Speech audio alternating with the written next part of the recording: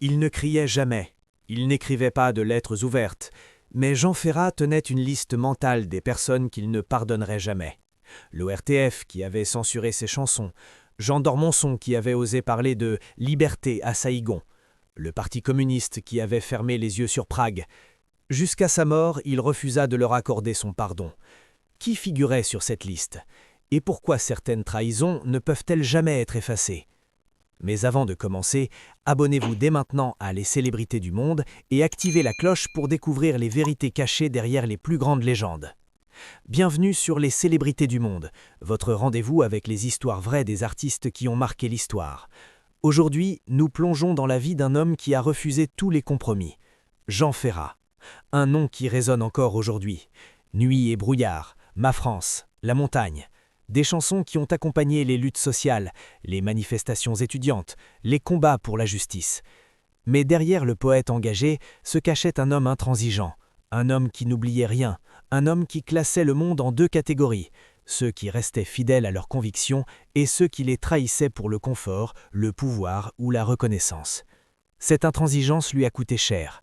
Pas d'hommage national à sa mort, pas de cérémonie aux invalides, pas de ministre présent à ses funérailles, juste un cercueil de bois dans un petit village d'Ardèche, loin des caméras et des discours officiels. Mais cette absence n'était pas un oubli, c'était le prix de sa fidélité absolue à lui-même. Aujourd'hui, nous allons explorer les rancunes que Jean Ferrat a portées toute sa vie, les noms qu'il n'a jamais prononcés publiquement mais qu'il n'a jamais effacés de sa mémoire, les institutions qu'il a refusé de cautionner, les camarades qui l'ont abandonné. Préparez-vous, car cette histoire va vous montrer qu'il existe des artistes pour qui l'intégrité vaut plus que tous les honneurs du monde. Le 13 mars 2010, Jean Ferrat s'éteint à l'hôpital d'Aubenas, en Ardèche. Il avait 79 ans. Derrière lui, il laissait un héritage musical immense, plus de 200 chansons, des dizaines d'albums, des millions de cœurs touchés par ses textes. Pourtant, sa disparition ne donna lieu à aucun hommage national, aucune cérémonie d'État, aucune commémoration télévisée, aucun ministre ne se déplaça. Les grandes chaînes se contentèrent de brefs flashs d'informations. Si certains journalistes culturels saluèrent avec sincérité son parcours artistique, la République française, elle, resta officiellement muette. Ses funérailles eurent lieu dans la plus grande discrétion à Entraigues-sur-Volane, le petit village où Ferrat avait choisi de vivre depuis plusieurs décennies. L'inhumation fut intime, dépourvue de protocoles pompeux. Quelques villageois, quelques amis de toujours, quelques admirateurs fidèles venus de loin. Pas de caméra, pas de discours politique, pas de mise en scène médiatique. Juste un cercueil de bois simple, une tombe modeste et les murmures de chansons qui avaient autrefois galvanisé des foules entières. Pour beaucoup, cette absence de reconnaissance officielle fut un scandale. Comment la France pouvait-elle ignorer ainsi l'un de ses plus grands poètes engagés ? Comment pouvait-elle laisser partir dans l'indifférence un artiste qui avait donné une voix aux ouvriers, aux déportés, aux opprimés? Mais pour ceux qui connaissaient vraiment Ferrat, cette discrétion n'était ni un oubli ni une surprise. Elle était parfaitement conforme au refus constant de l'artiste de se compromettre avec les institutions politiques, les médias dominants ou les élites culturelles qu'il tenait pour responsables de trahison historique et morale. Pendant des décennies, Jean Ferrat s'était volontairement tenu à l'écart des événements institutionnels. Il avait décliné les décorations officielles. Il avait refusé les invitations aux cérémonies, même celles consacrées à la chanson française. La Légion d'honneur, refusée. Les galas télévisés célébrant les artistes, déclinés. Les hommages officiels de son vivant, ignorés. Pour Ferrat, son héritage ne reposait pas sur les honneurs, mais sur l'intégrité. Il préférait être enterré dignement par ceux qui avaient vraiment écouté ses chansons, plutôt que d'être récupéré post-mortem par un système qu'il avait combattu toute sa vie. Cette intransigeance venait de loin. Pour comprendre pourquoi Jean Ferrat refusait tout compromis, il faut remonter aux origines, à son enfance brisée, à un traumatisme fondateur qui allait définir toute son existence. Né Jean Tenenbaum à Vaucresson, il grandit dans un milieu modeste. Son père, Naftoul Tenenbaum, était un juif russe naturalisé français. Sa famille vivait simplement, mais dignement. Puis vint l'année 1942. Jean avait 12 ans. Les autorités françaises, sous le régime de Vichy, arrêtèrent son père. Il fut déporté à Auschwitz. Il ne revint jamais. Ce traumatisme marqua Jean à jamais. La conscience politique et morale de Ferrat se forgea dans cette expérience précoce d'injustice d'État et de silence coupable. Il comprit très jeune que les institutions pouvaient mentir, trahir, collaborer avec l'horreur. Alors que d'autres artistes d'après-guerre s'orientaient vers l'abstraction poétique ou l'intimisme, Ferrat choisit d'ancrer son art dans la mémoire collective et l'exigence de vérité historique. Ses chansons ne seraient jamais de simples divertissements, elles seraient des actes de résistance, des rappels permanents, des refus d'oublier. En 1963, il écrivit « Nuit et brouillard », un hommage bouleversant aux déportés. Le titre faisait référence au terme nazi « Nacht en Nabel », le nom de code de la déportation. La chanson devint une de ses œuvres les plus emblématiques. Elle fut aussi l'une des plus controversées. L'ORTF, le diffuseur public contrôlé par l'État, la jugea trop politique et susceptible de rouvrir des blessures dans un contexte de réconciliation franco-allemande. Elle fut interdite d'antenne. Pour Ferrat, ce n'était pas une simple censure artistique, c'était une forme d'amnésie organisée, une tentative institutionnelle d'effacer la mémoire des camps. Il déclara plus tard « Il ne voulait pas entendre parler des camps, non parce qu'il souvenait, mais parce qu'il se souvenait trop bien, et ce souvenir affrontait leurs responsabilités. » Avec des chansons comme Nuit et brouillard, où ils étaient 20 et 100, Ferrat ne se contentait pas de commémorer, il exigeait une rendition de compte, de l'État, des médias, d'une société trop prompte à édulcorer son histoire pour passer à autre chose. Cette exigence de vérité allait devenir sa marque de travail, et elle allait lui coûter très cher. Dans les années 1960 et 1970, l'ORTF, Office de radiodiffusion-télévision française, était le gardien absolu de l'audiovisuel français. Contrôlé par l'État, il décidait qui avait le droit de s'exprimer et qui devait se taire. Jean Ferrat faisait partie de la seconde catégorie. Ses chansons étaient régulièrement censurées, trop directes, trop insoumises, trop dangereuses pour l'ordre établi, trop susceptibles de réveiller les consciences endormies. En 1965, un incident marqua profondément Ferrat. Il devait interpréter Potemkin dans une émission en direct. Cette chanson célébrait la mutinerie des marins du cuirassé Potemkin en 1905, symbole de la révolte contre l'oppression. Quelques minutes avant l'antenne, on lui demanda de changer de chanson. Potemkin était jugée trop subversive, trop révolutionnaire. On lui proposa d'en chanter une autre, plus consensuelle. La réaction de Ferrat fut immédiate et sans appel. Il refusa catégoriquement, et il quitta le plateau. « On m'a demandé de me taire parce que la vérité dérangeait », dira-t-il plus tard. Ils n'ont pas censuré une chanson, ils ont censuré l'histoire. Ce refus de se compromettre lui valut une mise à l'écart durable. Pendant plusieurs années, les portes des grandes émissions télévisées lui restèrent fermées. Mais le pire était encore à venir. En mai 1968, la France s'embrase. Des millions d'étudiants et d'ouvriers descendent dans les rues. Les manifestations, les barricades, les affrontements avec la police créent un climat insurrectionnel inédit depuis la Libération. Ferrat, profondément solidaire du mouvement, écrit « Ma France », une chanson qui critique ouvertement le gouvernement et célèbre la France des luttes populaires, pas celle des palais et des privilèges. La chanson est immédiatement interdite à l'antenne. Ferrat dut attendre 2 ans complets avant qu'une chaîne ose de nouveau l'inviter. 2 ans d'invisibilité médiatique, 2 ans de silence forcé. Mais Ferrat ne plia pas. Il continua à chanter dans les usines, dans les universités, dans les petites salles de province, là où on ne censurait pas, là où on écoutait vraiment. Puis, en 1975, survint un nouvel affrontement, encore plus violent, encore plus symbolique.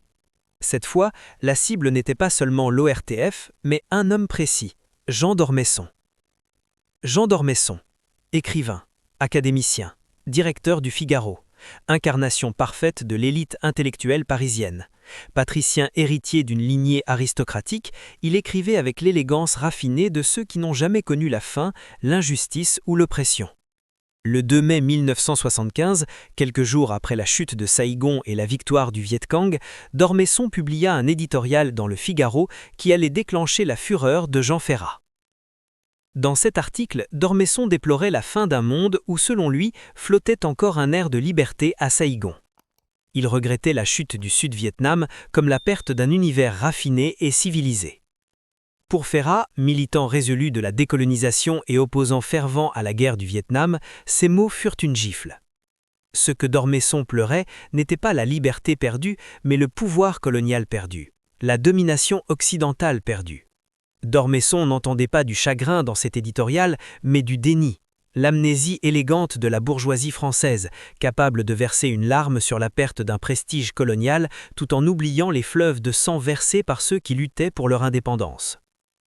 D'Ormesson écrivait comme un homme regrettant l'effondrement d'un ordre raffiné, pas comme un homme compatissant avec la souffrance du peuple vietnamien massacré par le napalm, les bombardements et la guerre. Ferrat répondit avec la seule arme qu'il maîtrisait, une chanson. Il concentra sa rage dans Un air de liberté, un texte incandant qui nommait d'Ormesson explicitement. C'était une rareté absolue dans la chanson française, qui affectionne généralement les métaphores et les allusions. Mais Ferrat n'était pas d'humeur à suggérer. Il voulait nommer, accuser, dénoncer. Ses paroles accusaient non seulement un homme, mais tout un système. Une presse conservatrice complaisante, une élite servile aux pouvoirs en place, une vision coloniale maquillée en littérature élégante. La référence à Beaumarchais, figure de l'esprit critique et des Lumières, soulignait l'ampleur du reproche. D'Ormesson, selon Ferrat, trahissait l'idéal républicain. Il salissait l'héritage des philosophes en défendant l'indéfendable. Les conséquences furent immédiates et brutales.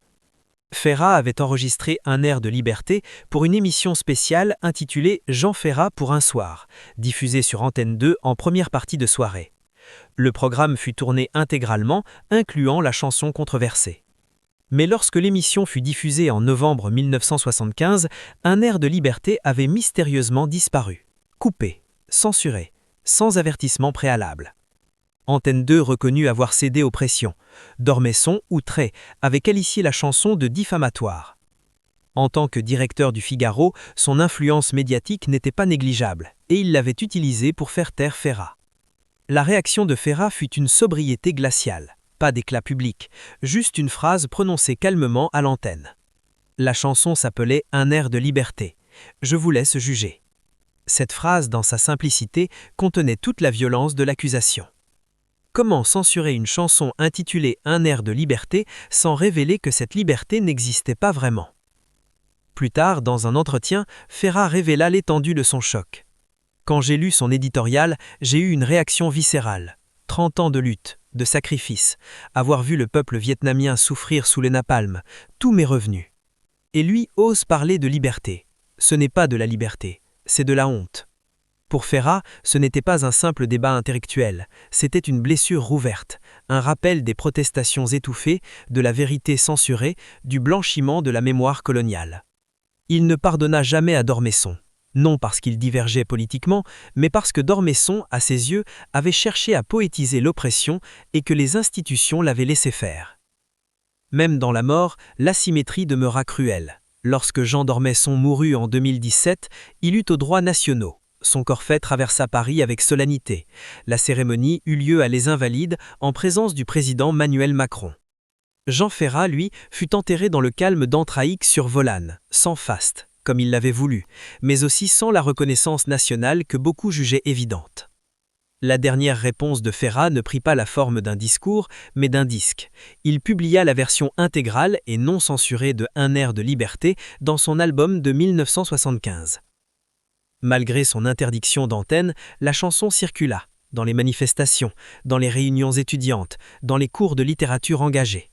Aujourd'hui encore, elle demeure l'une des chansons contestataires les plus directes, courageuses et controversées de l'après-guerre française. Non parce qu'elle nommait un puissant, mais parce qu'elle osait nommer le prix réel du silence complice. Bien que Jean Ferrat n'ait jamais été membre officiel du Parti communiste français, il fut dans les années 1960 l'un de ses compagnons de route les plus ardents. Il chantait lors des grèves, il se tenait aux côtés des ouvriers, il mettait en musique la poésie révolutionnaire de Louis Aragon. Il croyait profondément à la justice sociale, à la résistance contre l'oppression, à l'utopie d'un monde meilleur.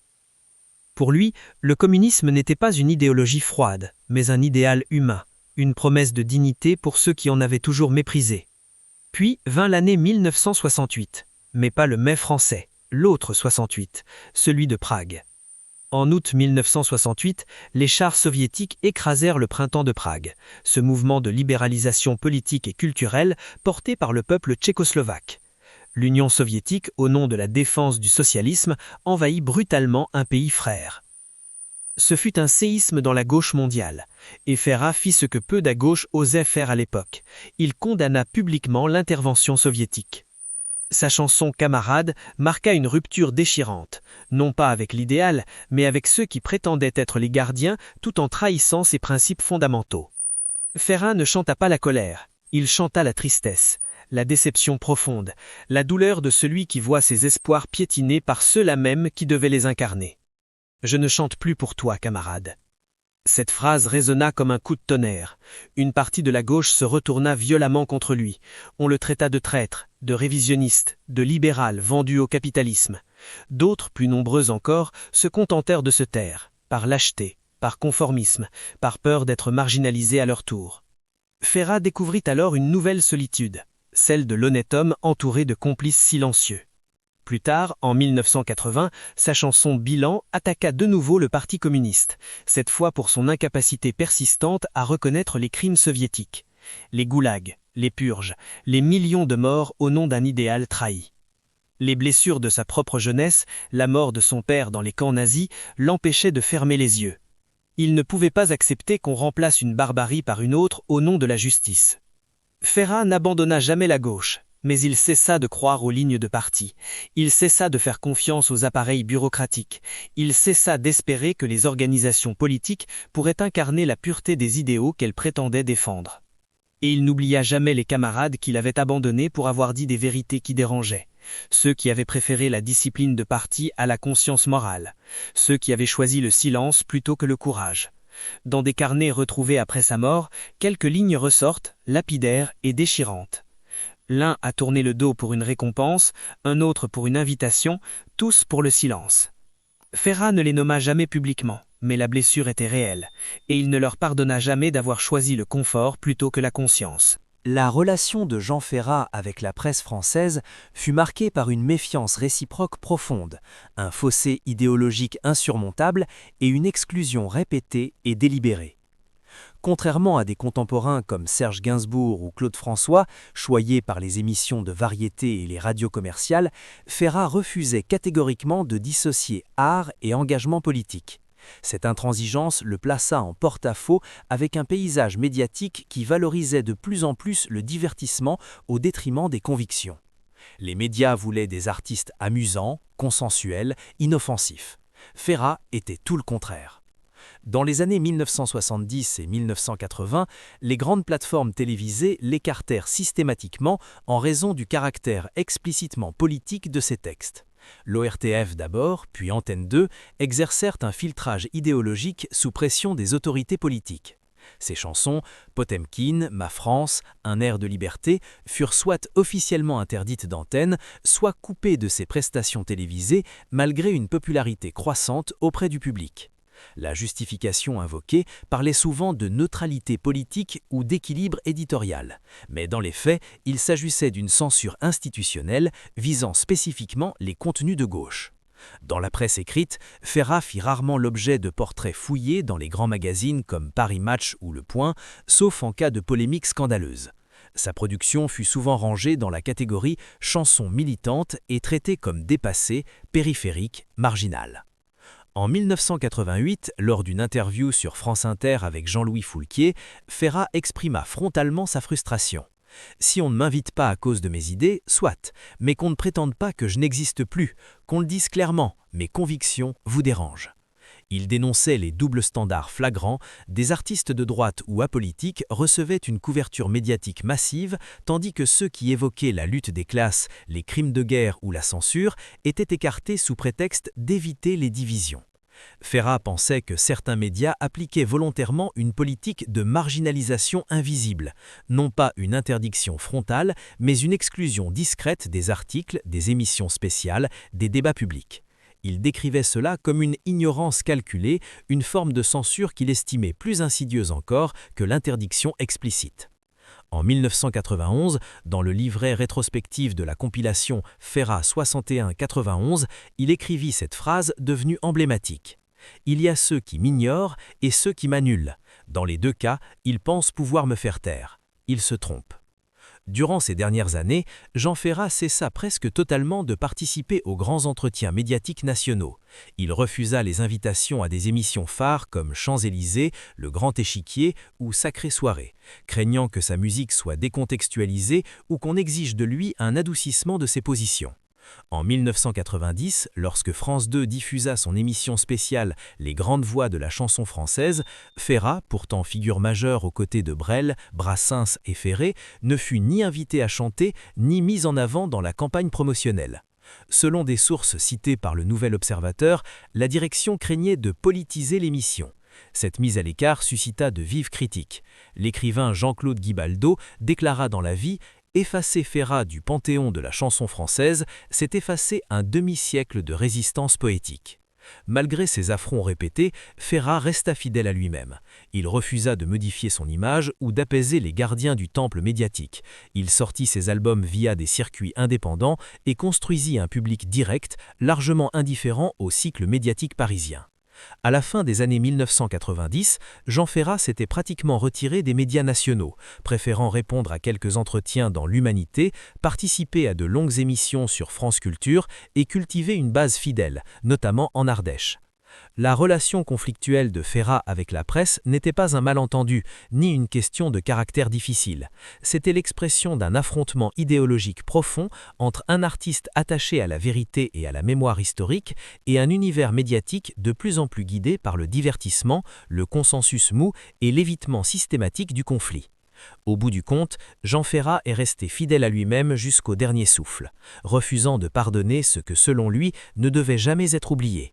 Par ses textes, ses choix artistiques et ses silences stratégiques, il a tracé une ligne morale que même la mort n'a pas effacée. Une ligne qui séparait ceux qui choisissaient la vérité de ceux qui choisissaient le confort, ceux qui résistaient de ceux qui s'accommodaient. Jean Ferrat n'a jamais tenu de liste noire dans un sens strict, mais tout au long de sa carrière, il a désigné clairement, par ses paroles, ses déclarations publiques et ses silences éloquents, les figures, structures et idéologies qu'il ne pourrait jamais absoudre.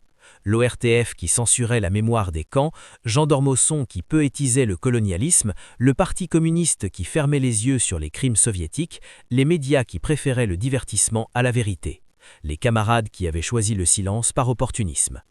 Certaines trahisons pour Ferrat ne pouvaient et ne devaient pas être pardonnées, non pas par rancune personnelle, mais par exigence morale, parce que pardonner sans reconnaissance, c'était effacer, et effacer, c'était trahir à nouveau. Et vous, qu'en pensez-vous ? Jean Ferrat avait-il raison de dénoncer Jean d'Ormesson aussi ouvertement ? Aurait-il dû accepter davantage d'apparitions médiatiques pour toucher un public plus large ? Ou son retrait faisait-il partie intégrante de son message ? L'État français l'a-t-il trahi en ne lui accordant aucun hommage national ? Ou Ferrat lui-même a-t-il refusé cette récupération posthume ? Partagez votre avis dans les commentaires. Dites-nous si vous pensez que certaines trahisons ne peuvent jamais être pardonnées ou si le pardon est toujours possible. Si l'héritage de Jean Ferrat vous touche, n'oubliez pas de liker cette vidéo pour soutenir notre travail. Abonnez-vous à Les Célébrités du Monde pour découvrir d'autres histoires méconnues d'artistes qui n'ont jamais renoncé à leurs convictions.